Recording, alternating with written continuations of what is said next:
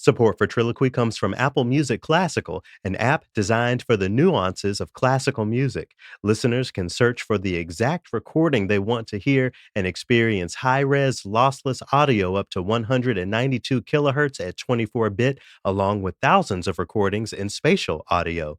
Apple Music Classical is included with select Apple Music subscriptions and available now in the App Store.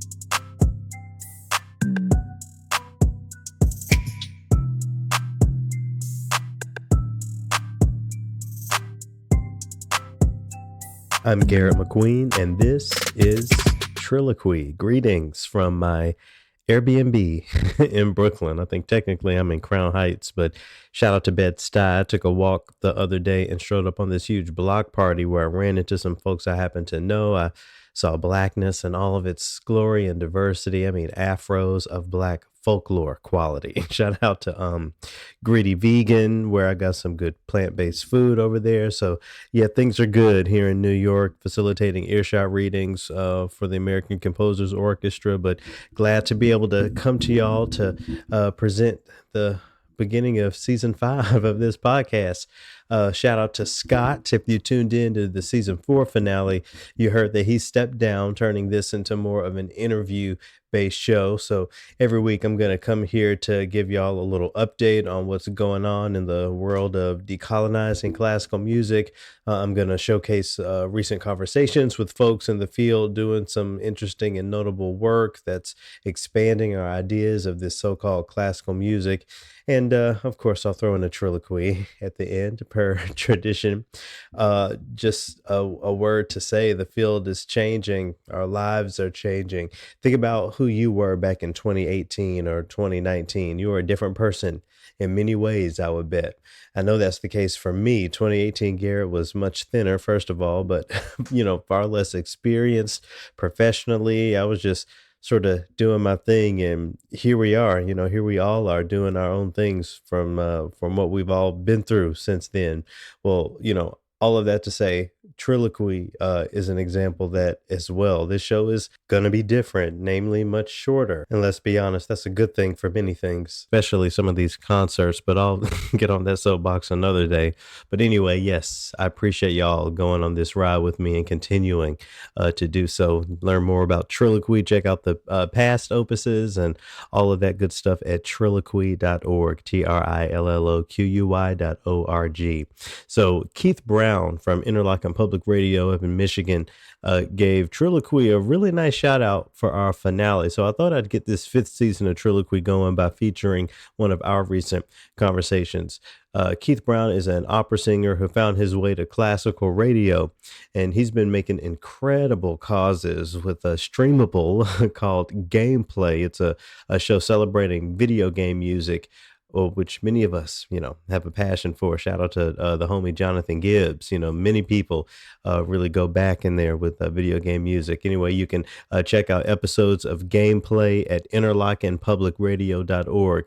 But to get us into our conversation, I'm going to share a bit of my favorite video game music, at least video game inspired music. I immediately go to the Final Fantasy franchise when I think about really great video game music. I have to be honest. There's so much I'd pick from any of those games for many different reasons, but because I'm here in New York and in a neighborhood with a lot of personality, I want to share something from Nobuo Uematsu's catalog that's similar in spirit, at least from my perspective.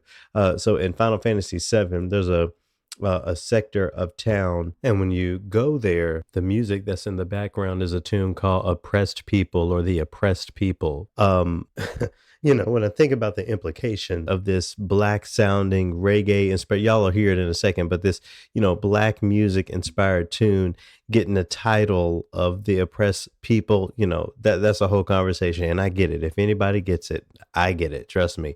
But at the end of the day, the context of the story and the imagination of the composer, this Japanese composer, to do something like this. I really think it's classic. So I've probably shared this on Triloquy before. I don't remember, but there's a group on YouTube called the Consoles, and and they do some really great work and put in some classic video game music and more creative or contemporary context. So I'm going to share their version of this tune, Oppressed People, to get us into my conversation with Keith Brown, host of Gameplay and a host over at Interlochen Public Radio. Hope y'all enjoy. Thanks for tuning in.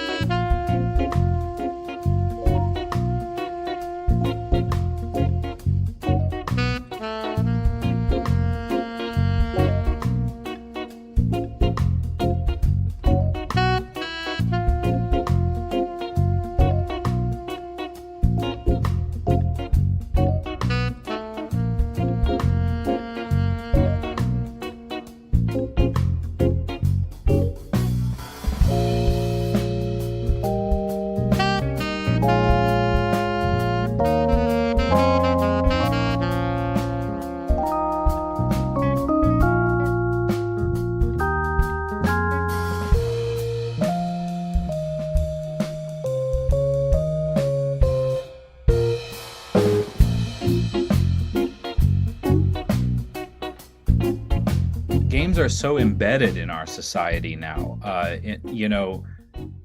Games can be, we're in a place now that games can be anything you want them to be. Games can be, yes, they can be escapes, they can be entertainment, they can be detoxing and calming down on the couch, playing a farming simulator, playing some Animal Crossing, but they can all, and that doesn't diminish that at all.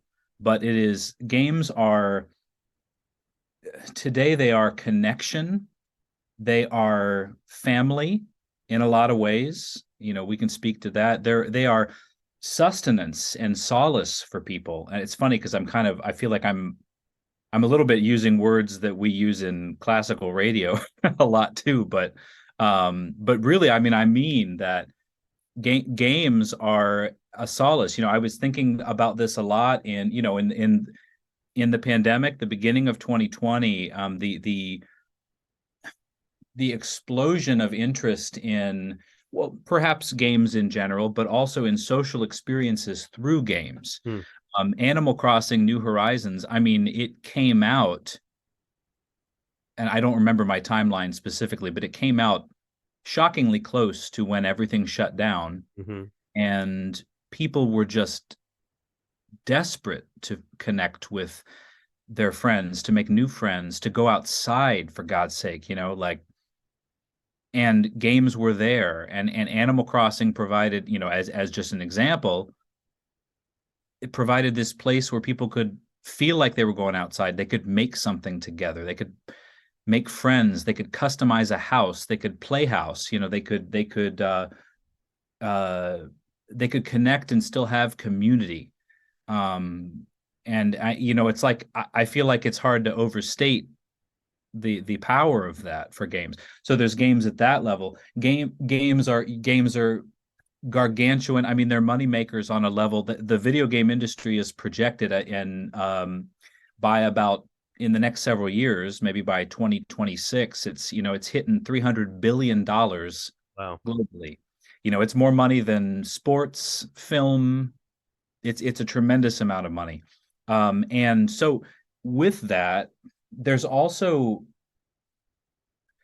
unprecedented kind of, it's a kind of art that has no precedent. It's interactive art, that you get to play a part of. I think it also has no precedent in the way that it inspires people to learn about art and to interact with it and to maybe enter it as a career as well. So I see a pipeline of, anecdotally, young people who decide to take up the piano, the guitar, the ronroco, we'll talk about a little bit later. People want to engage with art, and it's often through games. So I think there's it's hard to overstate how embedded they are culturally, and the impact that they can have as an artistic medium as well as entertainment. Like, not like those things are exclusive from one another, of course, but they're both and everything, so yeah, it's inspiring to me to see where things are going, because there's been such an explosion of creativity in this space, but there's no sign of it slowing down either. Because there's more ways now than ever for people to interface with games, to engage with games. You don't have to go to an arcade anymore, or Right. even a barcade, as much fun as that might be. Like, my mom plays Candy Crush on her phone, and then she'll be like, "Hey, this is surprisingly good music." Sure. And I want to be like, "Well, yeah, mom, someone made that music." And Yes, ma'am. yeah, You're and they hear it. you're reminding me of COVID's impact, and the relationship that people drew to games during that time. It's really Mm. easy for me to tell people, "Oh, well, I haven't really played video games in, over a decade," but you have sparked that memory. During COVID, I really got into Division, and, the both of those games, and, Ooh. of course, the second game, the final mission is to storm the Capitol. People did that in real life in 2021. Things got Mm. weird, so I stayed away. Mhm. Yeah, we from shut from that from the down. game, Okay. but Mhm. I'd mentioned that, I just highlight that because that is something to think about, the way in which COVID and all of the other events of 2020 really, impacted our relationship with that. But of course, those of us, who have been, playing games for a long time, our engagement with video games and even its music, seems, at least for me, like a foundational part of my experience with the games. My love for music ran in conjunction with my love for video game music, just as one aspect of my love for music. I wonder if you have a similar story. Was your love for music generally a part of your interest in video game music? So yeah, absolutely, Gary. I really connect with you on that. They're kind of inextricable, in my mind. I have all kinds of. It's great to think of the memories of, playing games with my dad,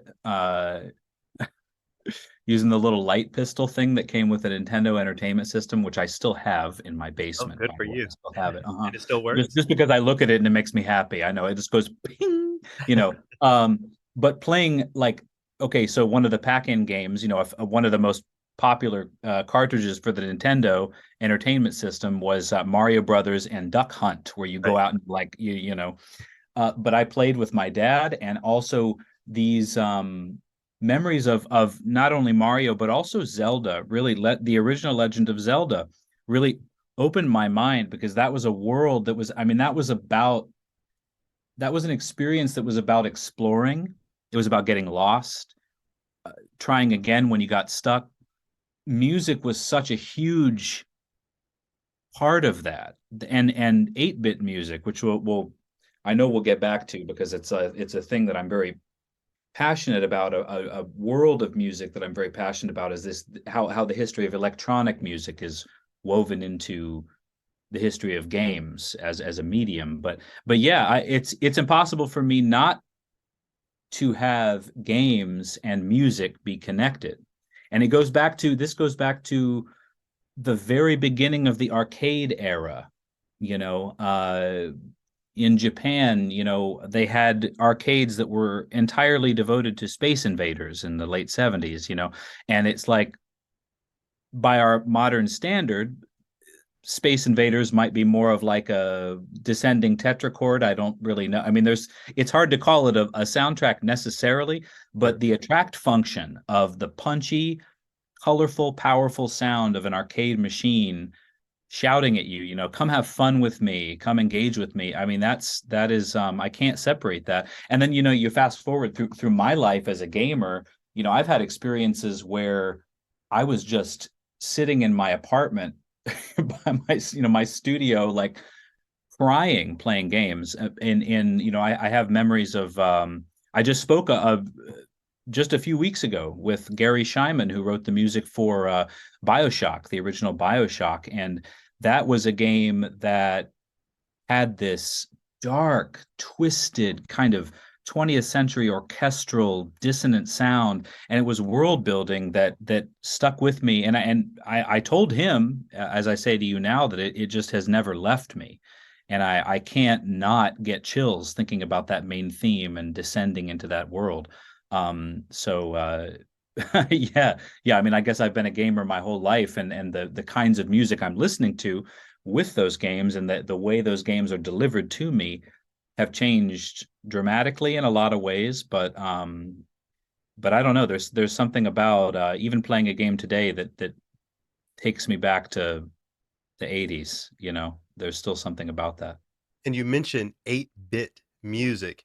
The reality, fortunate or unfortunate, however you want to look at it, is that that really isn't the sound that the, Gen Zers or Gen Alpha, even younger, associate with playing video games. The sounds that have been utilized through these games are almost like listening to an actual orchestral recording or whatever they want to, well, whatever aesthetic they're going for. Why is it important, in your opinion, to still talk about 8-bit music? Why is that still a relevant conversation? That's awesome. There's there's so much in that. I think it's that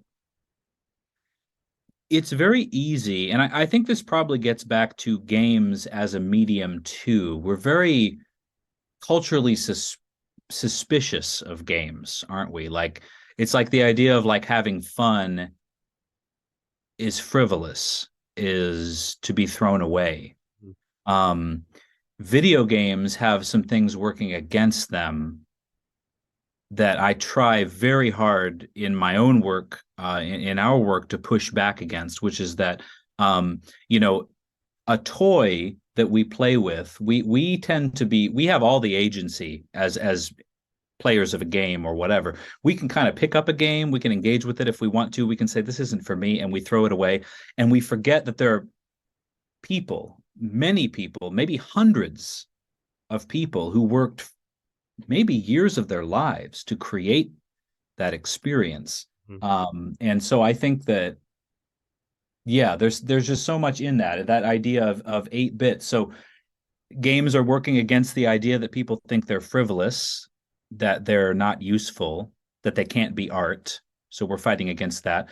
We've also got the idea that like people think that digital music or music that is created from a machine is lesser somehow Mhm. than a violinist. Then Pinchas Zuckerman is greater than Koji Kondo creating, and that I have a real problem with that, and I struggle with that. Have struggled with that. The truth is, when we talk, if we're talking about, okay, 8-bit music, chip music is a word I like to use. I don't know what the best term is for it because that term has been co-opted. It's been used in different ways. It means many things. But when I'm talking about 8-bit music, like the music of the Nintendo Entertainment System, let's say, 5 channels of possible sounds that can be used, 3 melodic channels, a noise channel. There's a sample channel as well. The noise channel can make the sound, in different durations, But composers at that time, through enormous effort, were able to create actually shockingly intricate music. And these are human beings that worked on a level that we don't often acknowledge. We rarely acknowledge, and I really am passionate about acknowledging this work. In the early days, we forget about this. There were days before MIDI keyboards. Long before you could sit down at a keyboard that was interfaced with a computer and you could just start writing stuff. In the early days, let's talk about the mid '80s, early mid '80s with the Nintendo Entertainment System. A composer had to know assembly language. You had to have coding to be able to translate your music into code into to engage a chip to play your sounds, and you have a very limited number of voices that can even sound at the same time. So we tend to think, I think societally, we tend to think that electronic sounds, that we dehumanize them. We say like, it's like, well, just the machine did that. Hmm. You know what I mean? The machine did that, whatever. And I have so many like beloved colleagues that I work with who are lifelong classical musicians. I'm air quoting, and wonderful musicians who, when I talk to them about electronic music, you can tell that it's set kind of over here. And I want to be like, there people created waveforms with immense care. The amount of effort that it took to make even one pitch sound for 1 second was huge in those days. So then you listen to the way that these artists, foundational artists, many of whom were women, by the way, uh, created these sounds, created whole ecosystems of music. We need to be celebrating and acknowledging that care, and how they were able to take limitations and transcend them in really profound ways. It's like I often think about this. There are there are communities of musicologists, who study game music, or ludomusicologists, and uh, I have a group that I've been with on Twitch that I've talked about, and we just they play incredible music, play games, and nerd out about the music. And these are people that, I mean, they have, they're musicologists. They have this deep knowledge, and I've talked about how I'm like, I love the harpsichord, which is a polarizing instrument for a lot of classical listeners. I love the harpsichord. I love it.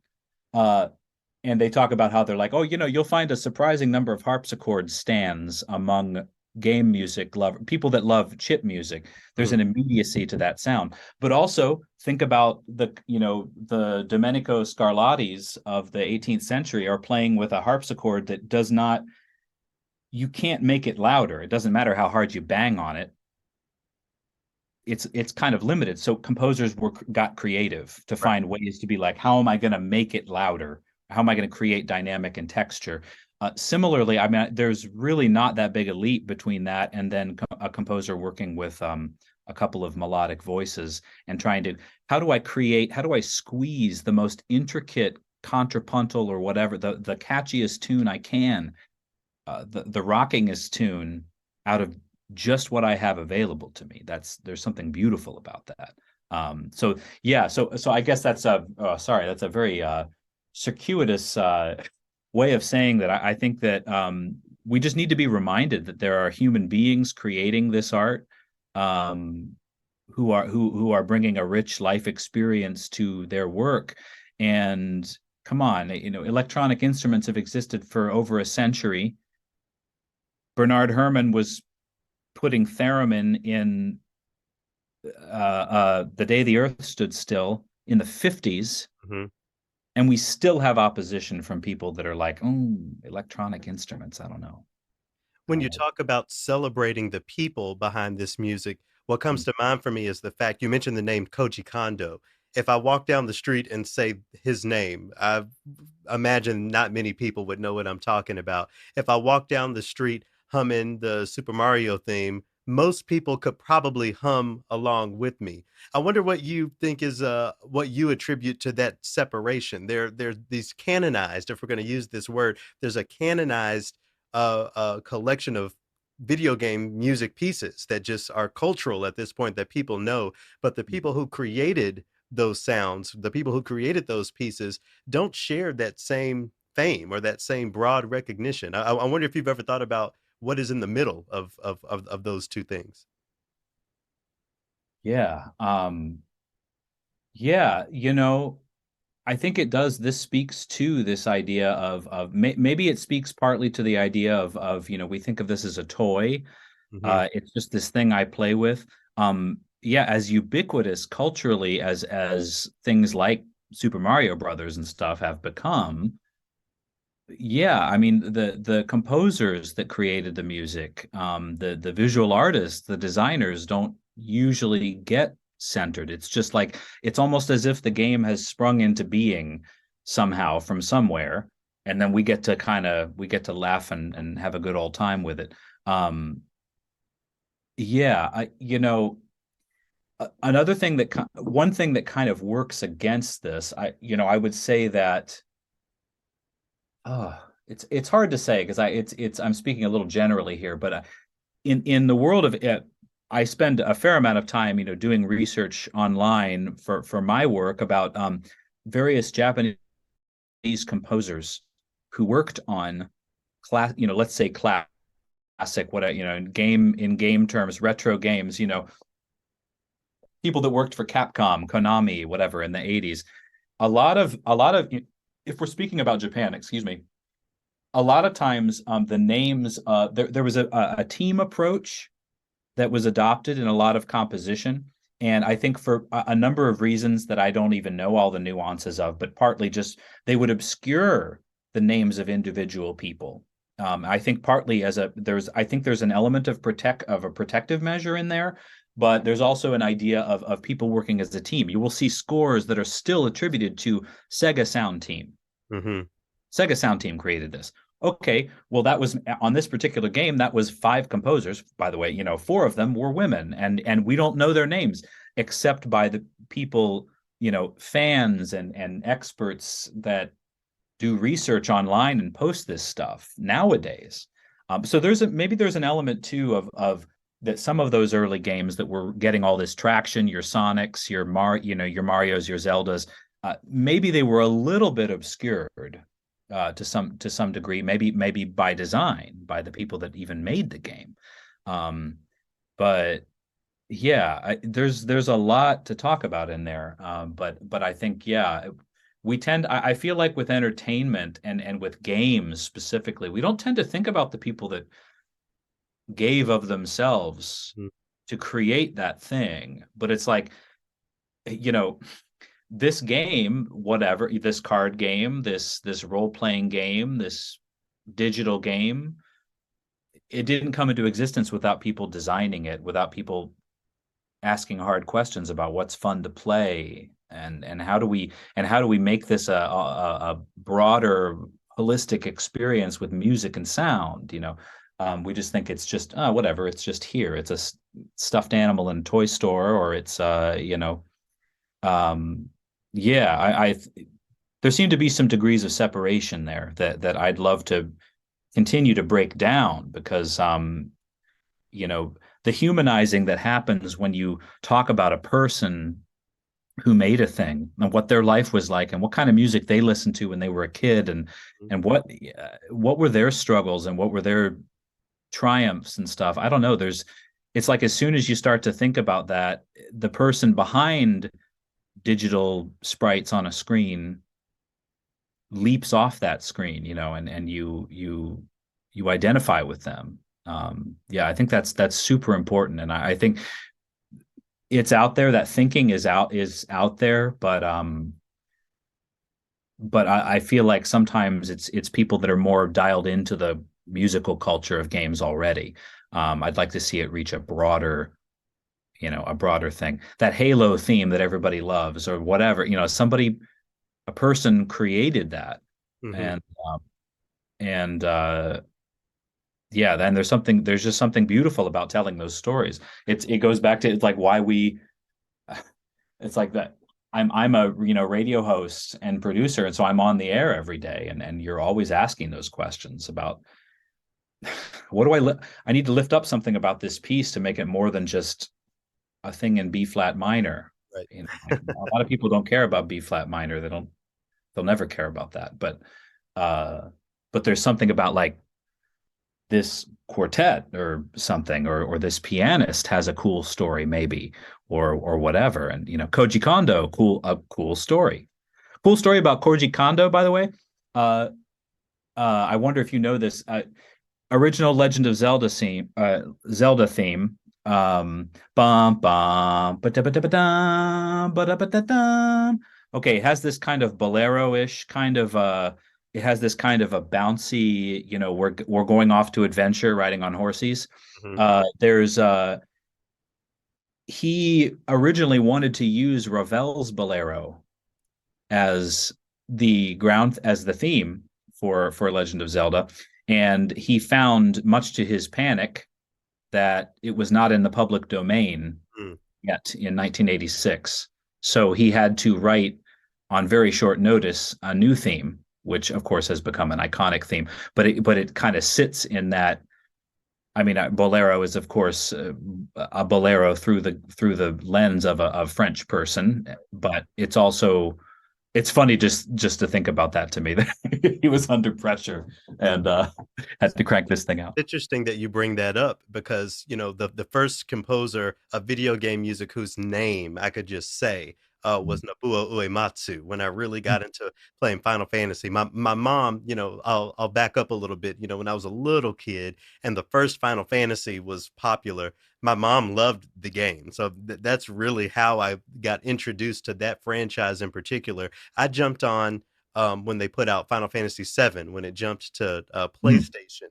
And one of the first things that I think about now when I think about those scores and that music is the fact that you have this Japanese composer who must have the world view or the knowledge of music to really infuse all types of not only sounds but cultures into the score. I think Mm. about the oppressed people in the soundtrack of Final Fantasy VII that's very reggae inspired. If you go Yeah. up to Final Fantasy VIII, one of my favorite cuts, it's called The Spy. It's very funk themed, very, low bass and that sort of thing. It's just really incredible music, and it seems to me that video game music, while it may seem like its own corner, in itself is a window into a world of aesthetic and a world of just approaches to composition. Yeah, 1,000%, Garrett. I mean, like, yeah, you talk about, oh yeah, Uematsu as an example, a composer who didn't really have a lot of formal training in music, really, I mean, basically none, as I understand it, but grew up with this love of all of these genres. I mean, Uematsu, I mean, my God, just as one composer as an example, you have a composer who loves sweeping melodies of Tchaikovsky. Well, I'm about. Oh, I got to tell you something about Uematsu that you're going to love too. Speaking of just kind of cross pollination of musical ideas, he loves. He loved Simon and Garfunkel. He loved progressive rock. He has a group called the Earthbound Papas. It's a reference to the a beloved Japanese role playing game, a whimsical game called Earthbound. Yeah. Uh, he plays prog rock like American, like, that kind of fusion sound. He also loves Celtic music. He loves um Bach. And actually, you may have heard this, that Final Fantasy VI is particularly a feast musically. I mean, there's just all kinds of stuff. There's But an opera in it, isn't there, if I yeah, remember? there's exactly. I mean, he loves opera and he does an opera scene, but also there's a finale, which has been orchestrated with fabulous singers and a giant chorus and stuff. Incredible recording. And the final boss of Final Fantasy VI is this like he's this like twisted, he's this jest Kefka has become a god and he's destroyed the world, and his theme has its orchestra, its chorus going like the Verdi Requiem, and then everybody cuts off and it's Bach with an organ. It's like diabolical organ music, and then the prog rock band kicks in and now we're like in Pink Floyd land. What are we, and then it all comes back together. That is the kind of it's like, and I see this, I will say that this is probably true of all game composers nowadays. They have all of these colors that they can bring into their palette, but I also see even in much earlier in Japan, I would see artists that are I affirm all of this as classical music.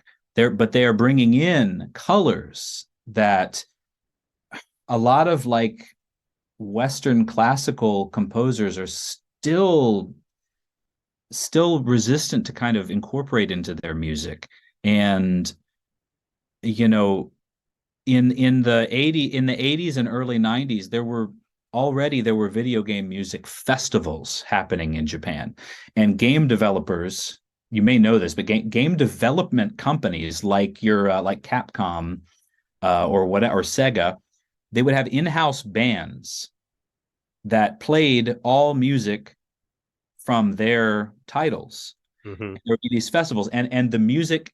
Guess what? The music that was popular in Japan, hugely popular, was hip hop, rock, funk, soul, jazz and jazz fusion was huge in Japan. It had a huge influence on Japanese popular music, and that fed the birth of game music as kind of a world. And I don't know. Uh, there are a lot of composers that just seem willing to and happy to bring in any color of any genre and kind of pay homage to it in their music and celebrate it. And as a result, I do think that in games you just see a celebration of colors of music that I don't see in any other media. I mean, there's no other medium that I know of where you would hear Bach and progressive rock and some kind of giant orchestral thing happening in the same piece. I mean, not only the same score, the same piece.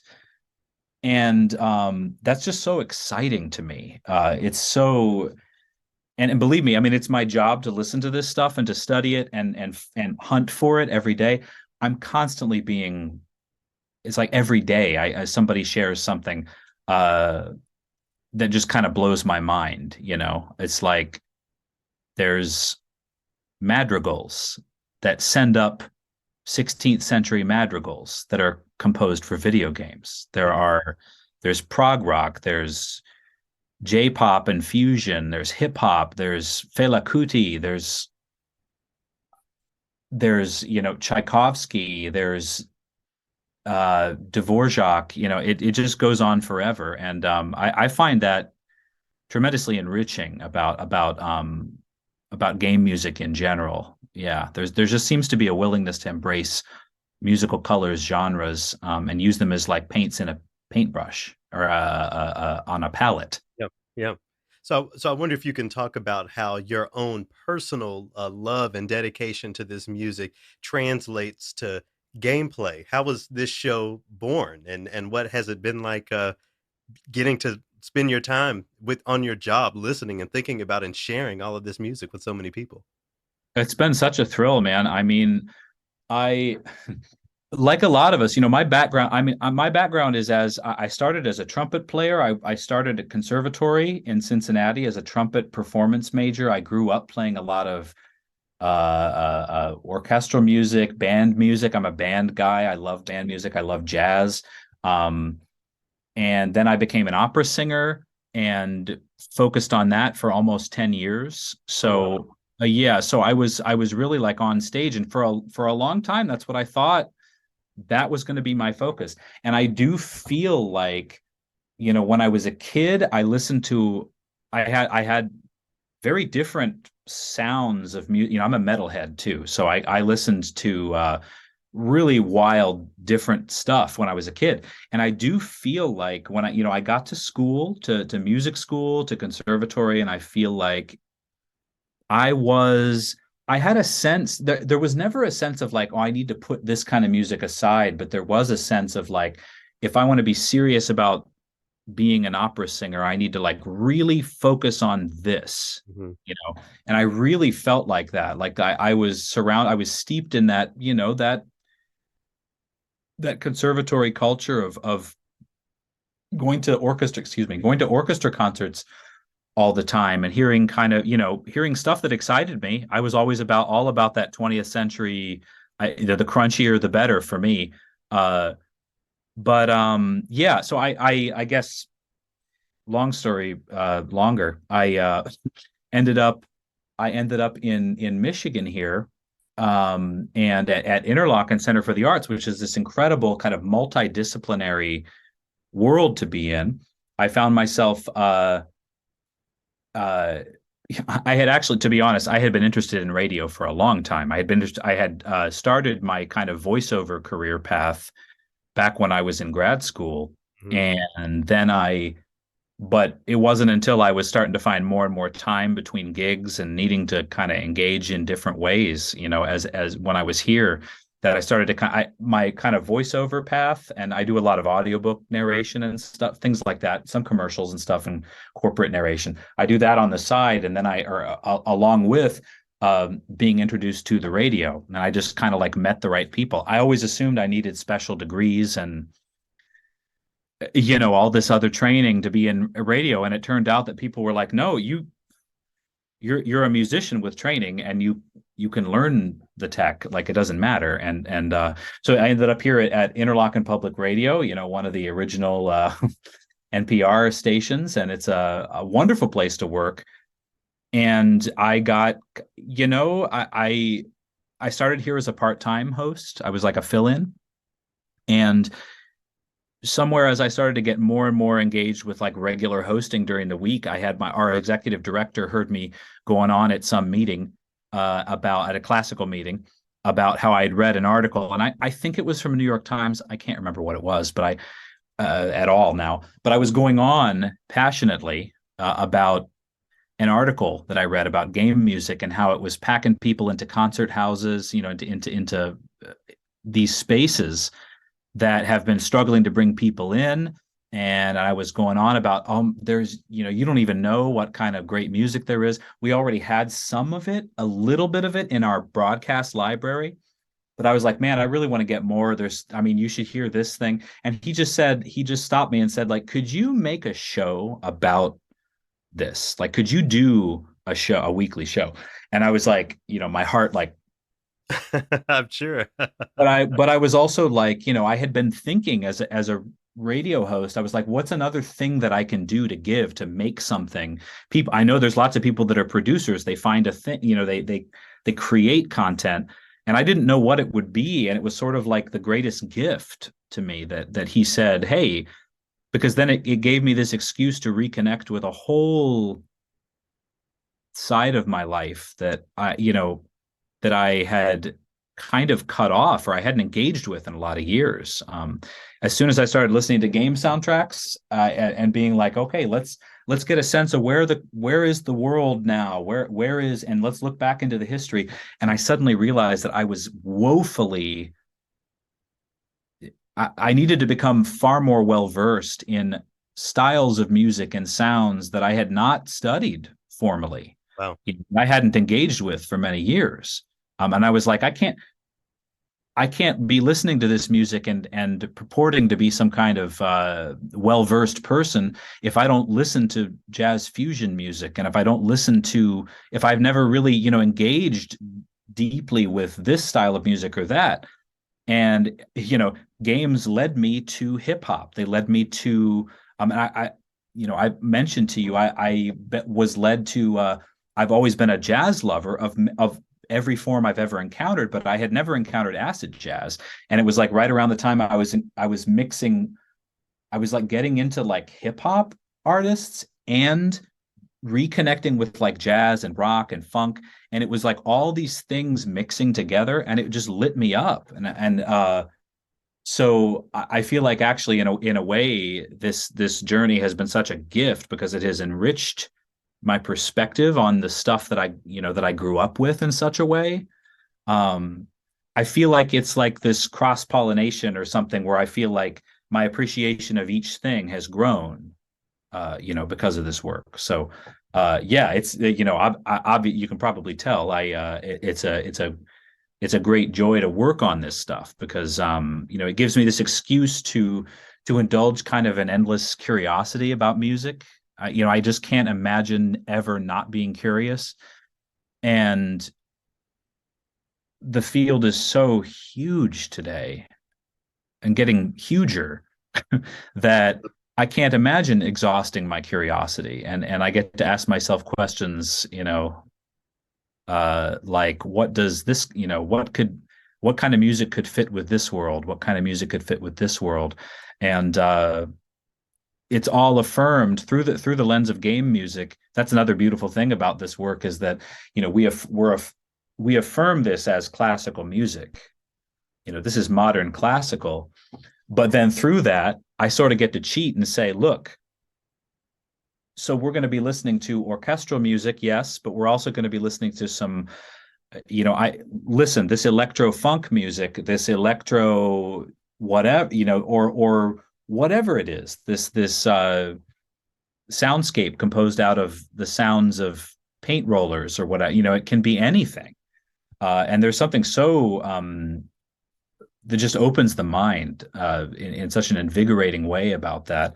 And it's not to say that there's no I mean, obviously there's I'm working hard to go against resistances there. We still are being resisted in film music. You know, there are still people that will there are still people that have a problem with playing Corn Gold or something on the radio. You know, so there is that, but I just yeah, it is so invigorating to study this just the array of colors that there are, you know, in the medium.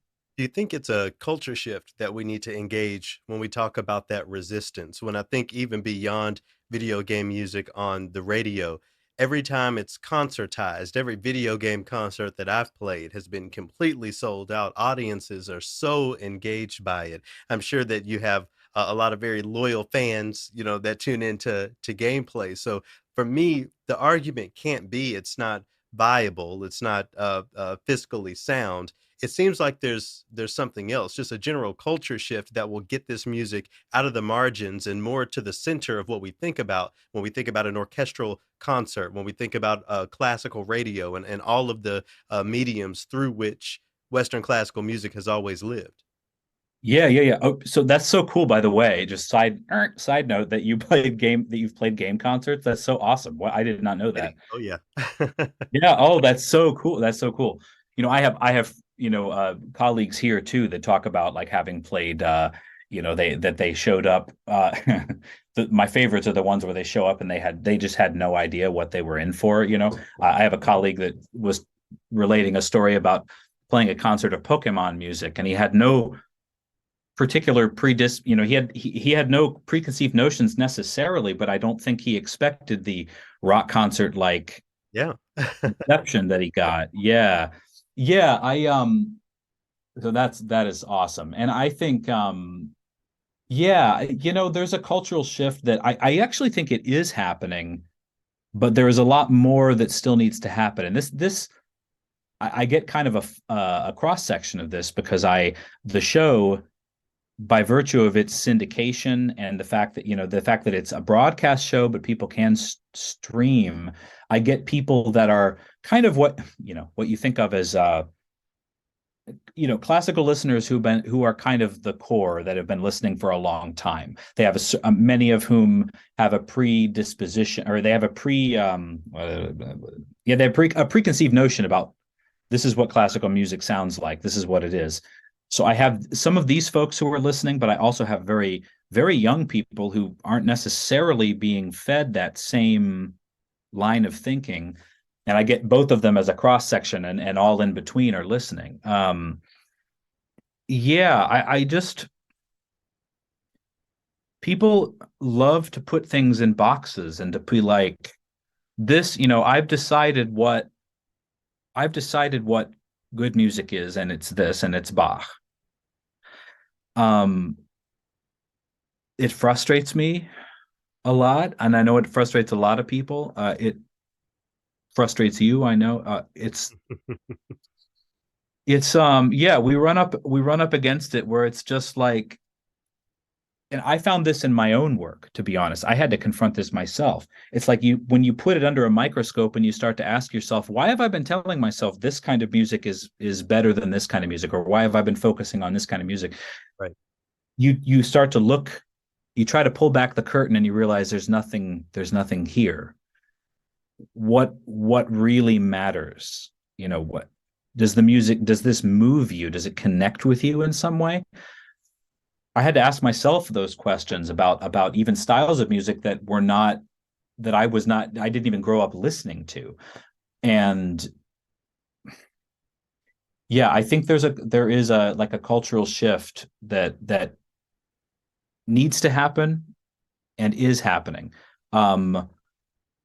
Where like the idea of something that's written for a game is seen as so frivolous, it's seen as so small. It's you know, we've got people that write about eternity, right? You know, and you got Mahler, you know, but then it's like there are games, there are, as I said, there are games that serve every experience. There are games that are just about beauty. There are games that are just about exploring your own mind space, the games that have nothing to do with what people stereotypically think of a game as, like twitch skills with a, blasting people or jumping over blocks incredibly precisely. That's super fun. But there are also games that are about, there are games that are literally about breeding, like bringing empathy to another person's experience. Like there's like a world of kind of, I don't know if this is the right term, but they're kind of called empathy games. Hmm.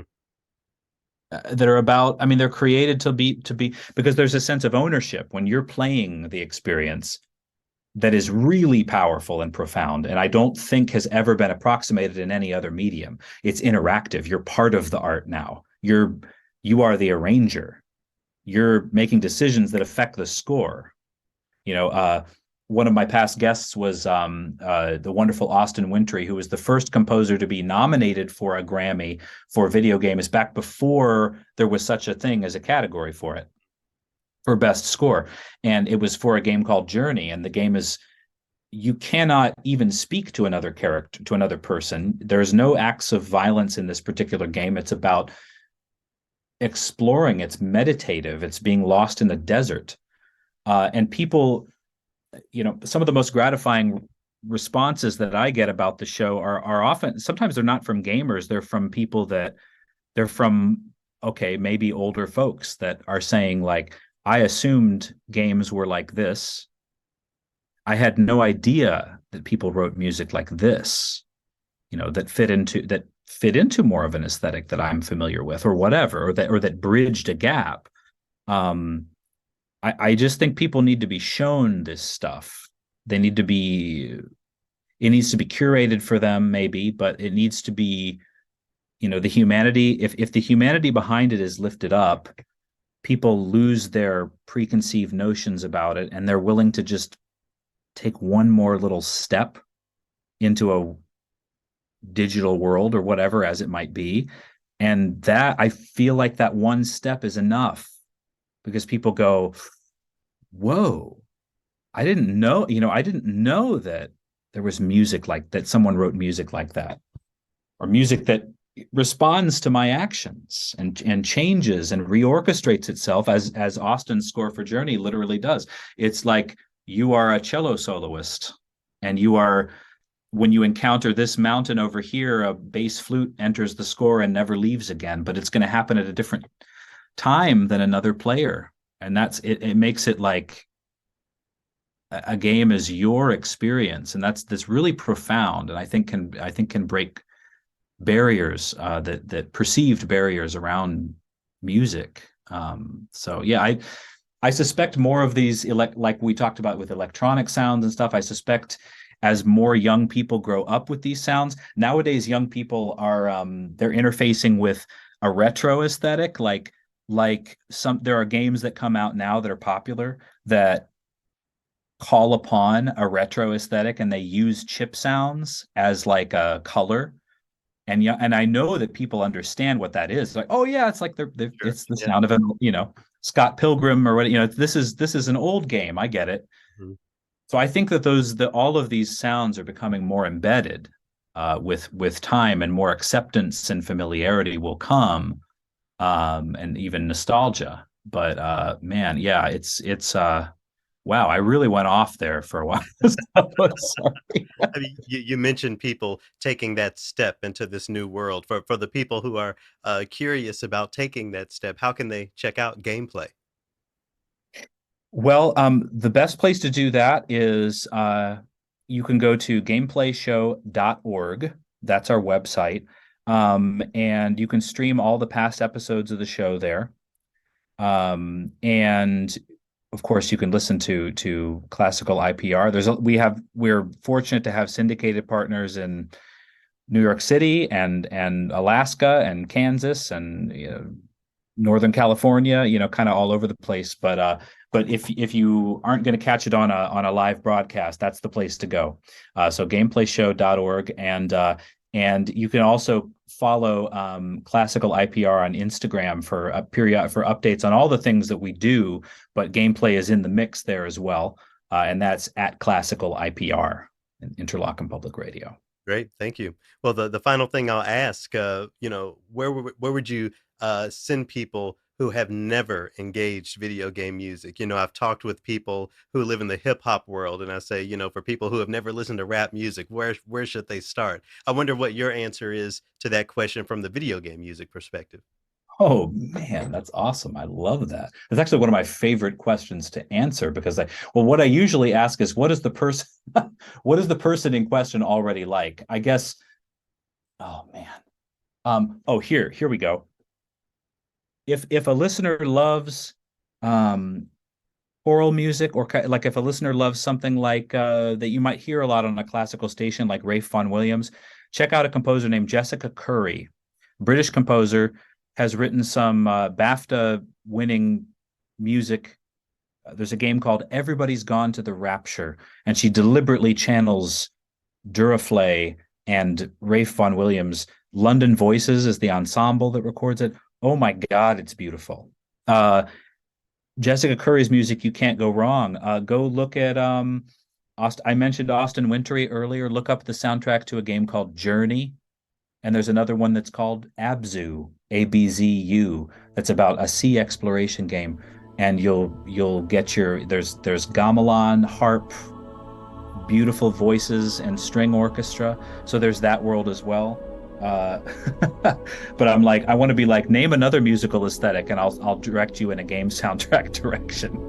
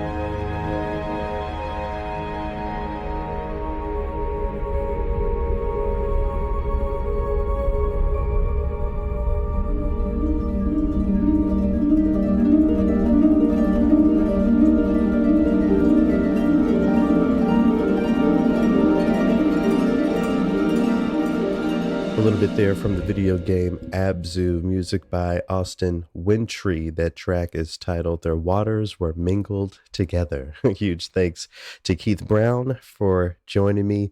So grateful to all of the work that he's doing, and all of the work that he's doing to pull in people who already love video game music into this world of so-called classical, and people who are already in it, exposing them to a broader perspective on so-called classical music. Really great work. Be sure to check out gameplay again at interlochenpublicradio.org. All right, well, I have a short little triloquy to offer this week, and we're going to get into it. I'm going to stick with the video game music theme, but tie it in with percussion, since I'm talking about a percussionist. So this is a little battle music from Final Fantasy VII, as performed by the percussion ensemble here from the No Limit Orchestra. Check it out, and we'll talk on the other side.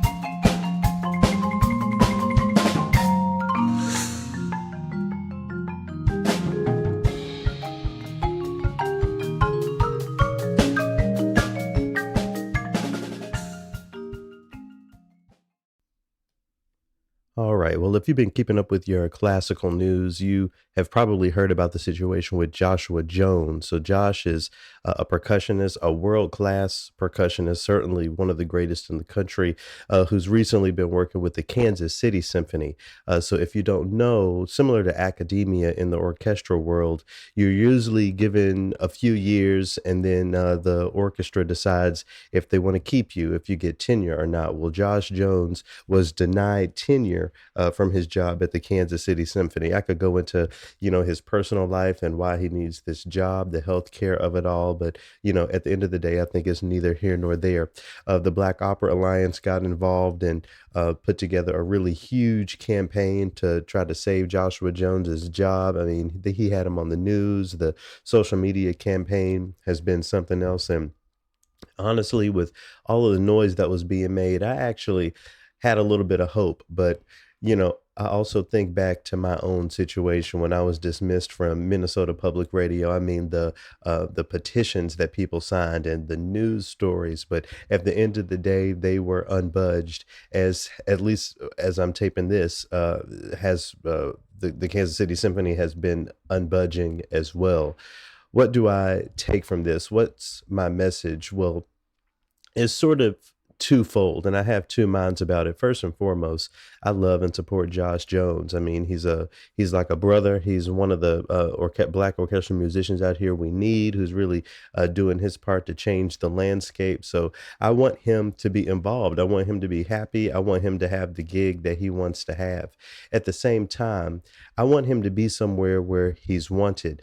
We have to remember that it's not just higher up orchestral administration people who make these decisions. These are Josh's colleagues and the conductor who, at the end of the day, decided that they don't want him leaving their orchestra without a black person, at least not as much as I know. And again, please forgive the city sounds out there if you can hear any of that.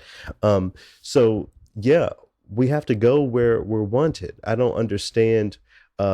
If I'm going to be honest, this continued push for us to be in these institutions that don't want us, I think is inequitable. I think it really showcases where the industry is. I've said it on social media a lot at this point, and I'll say it here. Shaming these institutions is no longer going to work. And quite honestly, the Kansas City Symphony could be any orchestra. It could be any number of ensembles out there that we're talking about, but they just don't care. The public outcry doesn't matter to them. The advocacy doesn't matter to them. At the end of the day, they made their decision, and I think it's time for us to make ours. There have been musicians who have not pulled out, who have just continued on with what they're doing with the organization. I think there's something there to be considered. From my end, it looks pretty silent on the case of the Kansas City Symphony musicians. I mean, if we were talking about a cut and pay or something else, people would be out in the streets. But from my perspective, this just seems like another day at work for these folks, and they aren't too terribly concerned about Josh Jones and what he needs. So I think we got to think about building our own. I think we have to think about doing what we can within the institutions, and if we aren't wanted there anymore, we just got to do our own thing. I think it was James Baldwin who says you got to get up from the table when love is no longer being served. Well, love is no longer being served at the Kansas City Symphony. I'm not here to tell anyone what to do, but I'm saying if it were me, it would be hard for me to go buy a ticket to hear that ensemble play. It would be hard for me to not call offices to let my voice be heard. I would probably call the local radio station and say, look, don't play this orchestra's music. They've proven not to do well by black folks, at least not this one black person, Joshua Jones. And I'm not here to disparage. I'm not here to, mudsling or do any of that. But what I am here to do is just help put on people's radars the status quo that is being maintained. We talk about how few black people there are in orchestra spaces and classical music spaces. This organization not only had the opportunity to tenure a black musician, but to tenure one of the best black musicians there are out there. I mean, we tied for the fellowship that I did with the Detroit Symphony years ago. I could go on and on about Josh Jones, but the institutions have spoken. Now it's time for us to speak. They've made themselves clear. What's our move? I hope you'll think about that. Thanks so much for tuning in. I will see y'all next week.